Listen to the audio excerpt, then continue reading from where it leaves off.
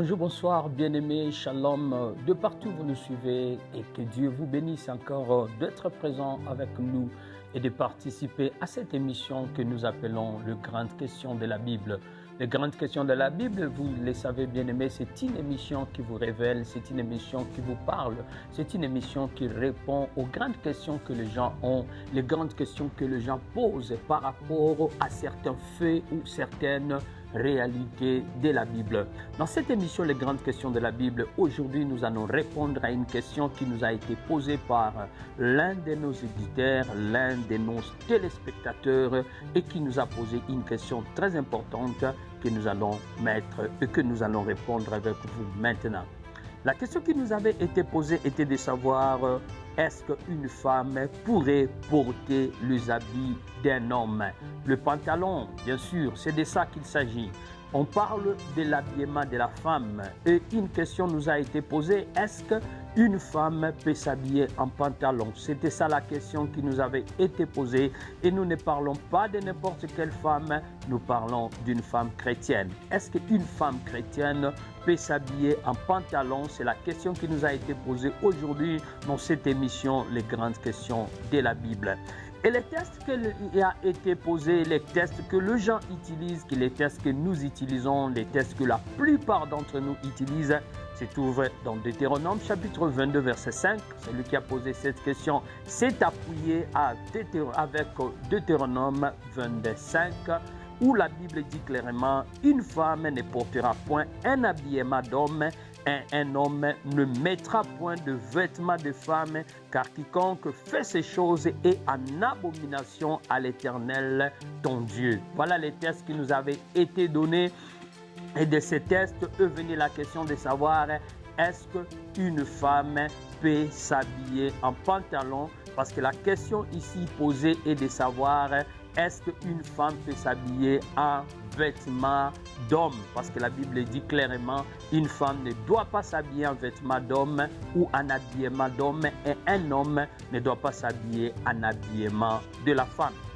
Alors pour répondre à cette question bien-aimée dans le Seigneur, je voudrais tout d'abord dire que la Bible ici n'a pas parlé de pantalon, la Bible n'a pas parlé de chemise, la Bible n'a pas parlé de blouse, la Bible n'a pas parlé de pagne, la Bible n'a pas parlé de jupe, la Bible n'a pas parlé de toutes ces choses, mais la Bible parle de vêtements d'homme.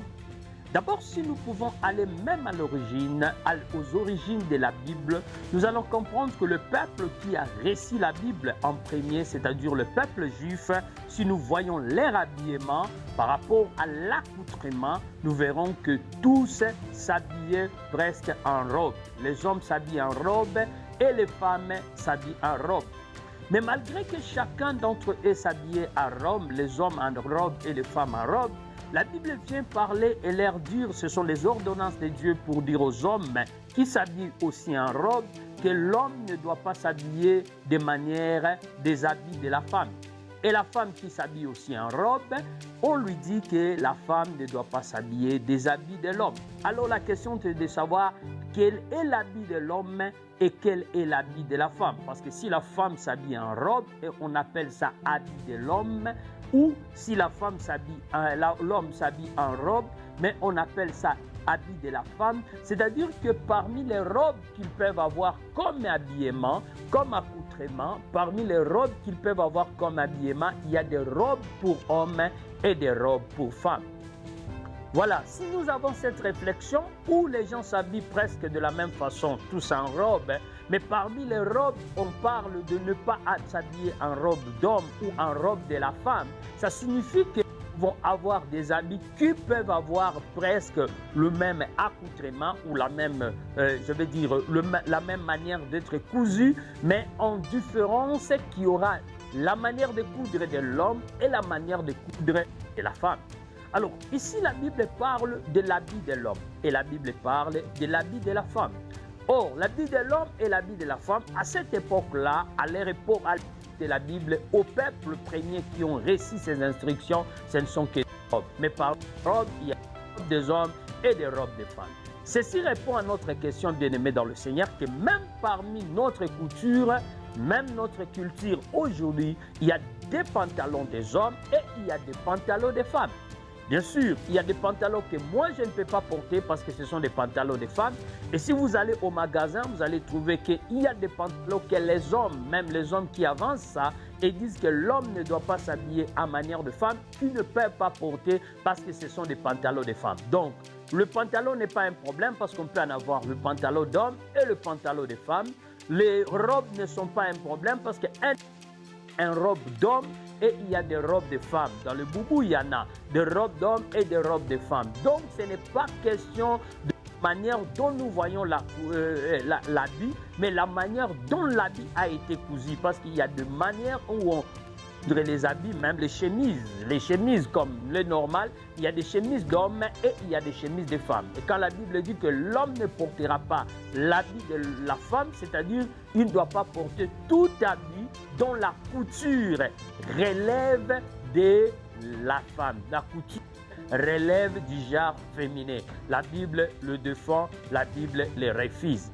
Et je profite pour dire que le monde ne doit pas chercher changer les choses où le genre n'est plus quelque chose d'important parce que tout le monde peut devenir homme ou femme. Ce n'est pas comme ça que la Bible voit les choses. La Bible différencie les genres et on ne peut pas marcher dans les genres comme on veut. Et la Bible a déjà prévu que si nous les faisons, nous sommes en abomination à l'Éternel.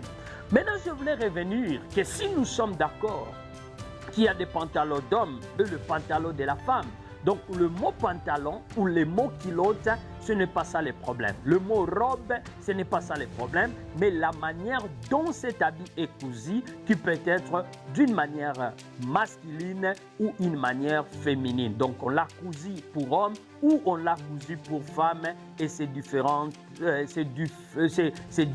façons de coudre qui va nous déterminer que cet habit est pour homme et cet habit pour femme.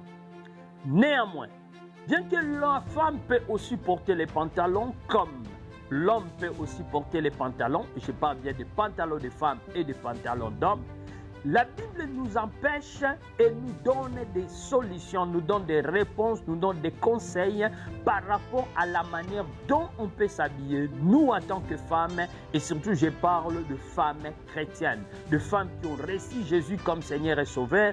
Ils ont une manière de s'habiller que la Bible consacre. Et cette manière de s'habiller, c'est ce que nous allons exploiter dans le cadre de cette réponse que nous donnons. Est-ce que la femme peut s'habiller des habits de l'homme? Et on envoie de pantalons.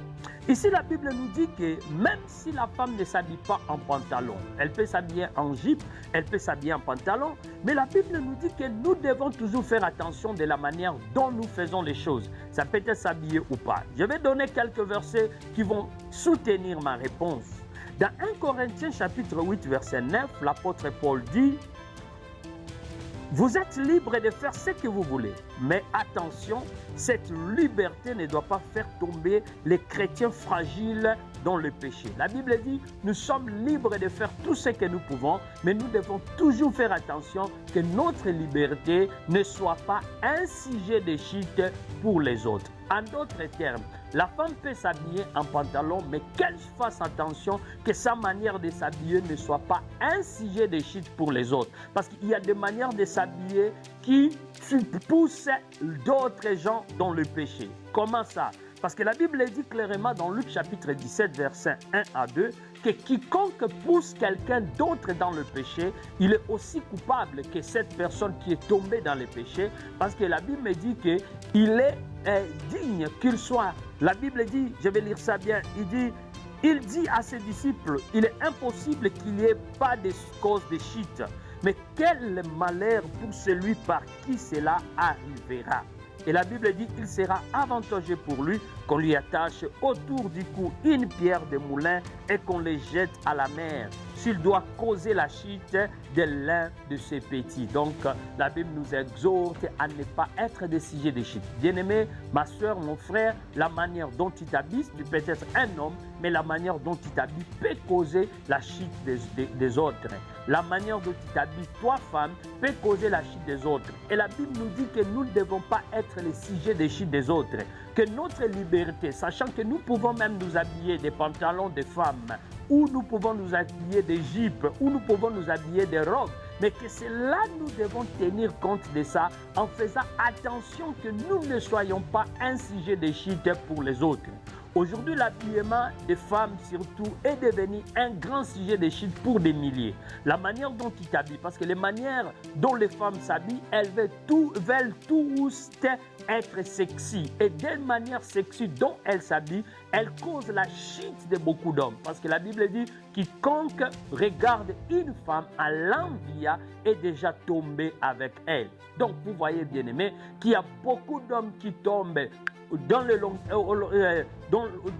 de la journée. Il y a beaucoup de femmes, d'hommes qui tombent le long de la journée par rapport à la manière dont une femme s'est habillée. Elle s'est habillée de manière très attirante, et je vais dire très tendancieuse, je vais dire très allumeuse, s'il faut le dire comme ça, de manière trop allumeuse, au point que la manière dont elle s'habille crée déjà un sujet de chute pour beaucoup d'hommes. Et c'est de ça que la Bible n'est pas d'accord. La Bible dit que notre manière de s'habiller ne doit pas être un sujet de chute pour d'autres. Et si vous allez dans 1 Corinthiens 8, au verset 13, la Bible dit ceci, c'est pourquoi si la nourriture doit faire tomber, et je vais changer la nourriture par l'habillement, tout ce que je fais, si ça peut faire tomber mes frères ou mes sœurs chrétiens dans le péché, je ne ferai plus ça, je ne mangerai plus, je ne ferai ça. Ici, l'apôtre Paul donnait l'exemple de la nourriture, mais c'était un exemple qui peut s'appliquer dans beaucoup de choses. Si ce que je fais devient un sujet de chute pour mes frères dans la foi, je dois m'abstenir pour que je ne sois pas un sujet de chute pour les autres. Donc, pour donner la réponse à notre question, la femme peut s'habiller en pantalon, mais elle doit s'habiller de manière à ne pas être un objet de chute pour les autres. Il y a même des robes que la femme peut s'habiller, ce n'est même pas un pantalon, mais elle devient un sujet de chute parce que cette robe, elle est allumeuse. Et cette robe, ça attire les gens ou ça fait tomber les autres dans le péché. Et une femme chrétienne doit toujours faire attention de la manière dont elle s'habille pour ne pas faire tomber le frère, le faible dans la foi, dans le péché. Qu'elle ne soit pas l'objet de chute des autres. On peut s'habiller en jupe, mais cette jupe peut devenir un sujet de chute pour d'autres. Et c'est de ça que nous devons faire attention, bien-aimés. De ça que nous devons nous abstenir pour ne pas nous habiller de manière à amener les autres à tomber dans le péché. Nous ne devons pas être le sujet de chute pour d'autres. Parce que la manière dont vous vous habillez, les photos que vous postez sur Internet, sur les réseaux sociaux, vous ne savez pas combien d'hommes sont en train de tomber, combien de personnes sont en train de tomber et ils sont en train d'abandonner la foi simplement par votre manière de vous habiller. Et c'est là pour vous, ça devient un péché parce que vous devenez un sujet de chute. Et la Bible dit, pour vous, il fallait qu'on puisse vous attacher avec une grande pierre et qu'on vous jette dans l'eau. Pour terminer cette réflexion, bien-aimée, je vais lire un texte de la Bible, un conseil que l'apôtre Paul donne à beaucoup de femmes. Les femmes qui sont en train de nous suivre, les femmes chrétiennes, les femmes qui ont accepté Jésus-Christ comme leur Seigneur et comme leur Sauveur. Écoute ce que l'apôtre Paul dit. L'apôtre Paul dit, je veux aussi que les femmes vêtues d'une manière décente, avec pudeur et modestie, ne séparent ni de tresses, ni d'or, ni de perles, ni d'habits somptueux. Je vais revenir dans ça, mais je vais dire que ce n'est pas mauvais de s'habiller de manière chic et luxe, mais ce que la Bible dit, que nous devons nous habiller en tant que femmes de manière décente et avec pudeur. C'est de ça que je voulais dire. La femme doit s'habiller avec pudeur, parce que la femme, quand elle ne s'habille pas avec pudeur, elle devient un sujet de chute de beaucoup de gens et il y a beaucoup qui tombent à cause de leur manière de s'habiller. C'est pourquoi mes sœurs dans le Seigneur, mes frères dans le Seigneur qui sont en train de me suivre à ces moments, vous devez tenir compte des habits que vous devez respecter pour ne pas devenir un sujet de chute pour les autres. Nous devons nous habiller avec pudeur, c'est ce que la Bible nous recommande. Il doit y avoir la différence dans la manière de nous habiller. Et notre manière de nous habiller doit refléter la gloire de Dieu. Nous ne devons pas nous habiller de manière à ne pas louer Dieu, mais à louer les diables. Parce que, bien aimé, il y a des gens qui louent les diables, surtout les femmes, qui louent les diables dans leur manière de s'habiller. Donc, la manière dont elles s'habillent, ça attire gloire au diable. Parce que ça lui donne beaucoup de candidats, ça fait tomber beaucoup de gens dans les péchés. Et le diable est toujours content parce que cette femme s'est habillée de cette manière-là. Et vous voyez que cette manière de s'habiller, ça devient une manière de s'habiller qui loue les diables, qui donne gloire au diable et qui ne donne pas gloire à Dieu. C'est pourquoi, bien aimé, nous devons toujours faire attention, surtout quand on est femme chrétienne, de la manière dont nous nous habillons. L'habit, ça peut vous donner du respect et l'habit peut faire que vous ne soyez pas respecté. Oui, je sais que l'habit ne fait pas le moine, mais je sais aussi bien qu'il y a un dicton qui dit dress the way you want to be addressed. La manière dont tu t'habilles, c'est la manière dont on va te considérer. Et une femme chrétienne, la lumière du monde, une femme chrétienne comme le sel de la terre doit savoir s'habiller de manière décente, mais également de manière avec pudeur. Nous devons nous habiller avec pudeur pour ne pas devenir un sujet de chute pour les autres. Donc, je réponds à cette question. Est-ce qu'une femme peut s'habiller en pantalon? Oui, une femme peut s'habiller en pantalon des femmes, pas en pantalon d'homme, mais en pantalon de femme, mais elle doit toujours s'habiller avec pudeur. Elle doit s'habiller avec pudeur. Il y a des habits qu'une femme chrétienne ne peut pas s'habiller. Primo, les habits transparents. Ce n'est pas digne pour une femme chrétienne de s'habiller de manière des habits transparents. Les habits qui dessinent le corps ne sont pas dignes pour une femme chrétienne de s'habiller de manière à mettre son corps en valeur, comme ils leur disent. Le parti du corps, les exposer par rapport à l'habillement, c'est contraire à la vertu chrétienne, c'est contraire à notre manière de marcher avec Dieu. Nous devons changer notre manière de nous habiller et nous devons glorifier Dieu même dans notre manière de nous habiller. Vous savez que quand la reine de Sheba est allée chez Salomon, la Bible dit tout ce qui était dans la maison de Salomon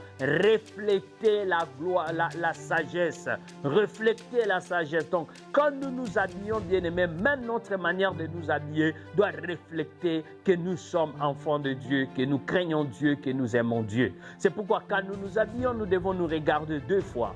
N'utilise pas les dictons que les gens ont toujours l'habitude de dire que Dieu ne regarde pas le corps, mais Dieu regarde le cœur. Oui, Dieu regarde le cœur, il ne regarde pas le corps, il ne regarde pas l'extérieur, il regarde l'intérieur. Ça c'est vrai, mais il y a des hommes sur la terre où tu vis, où tu passes, où tu travailles, mais eux ne regardent pas le cœur, ils regardent le corps. Et quand ils regardent l'extérieur, ils peuvent tomber dans le péché. Et Dieu va te tenir responsable de tous ces hommes qui sont tombés dans le péché, de toutes ces femmes qui sont tombées dans le péché, parce que les hommes ou les femmes ont voulu exposer leur partie du corps pour attirer les autres dans le péché. C'est pourquoi, bien-aimés dans le Seigneur, bien que la femme peut s'habiller en pantalon, mais elle doit s'habiller dans un pantalon décent avec pudeur. Même si la femme s'habille en robe, ça doit être avec pudeur. Nous devons nous habiller avec pudeur. Donc, les habits de l'homme ou les habits de la femme ne signifient pas la manière dont cet habit est, comme pantalon,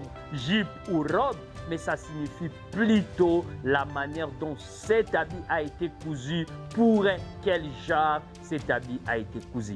Voilà, bien-aimés, nous avons répondu à cette question. Nous continuons à vous encourager de nous envoyer vos questions quand vous les avez au numéro affiché au bas de l'écran. Envoyez vos questions et nous allons répondre à toutes les questions par l'appui de la Bible, l'appui de la parole de Dieu. Nous allons répondre à toutes les questions. Que Dieu vous bénisse et à la prochaine dans notre prochaine émission des grandes questions de la Bible. Que l'Éternel vous bénisse. Bye.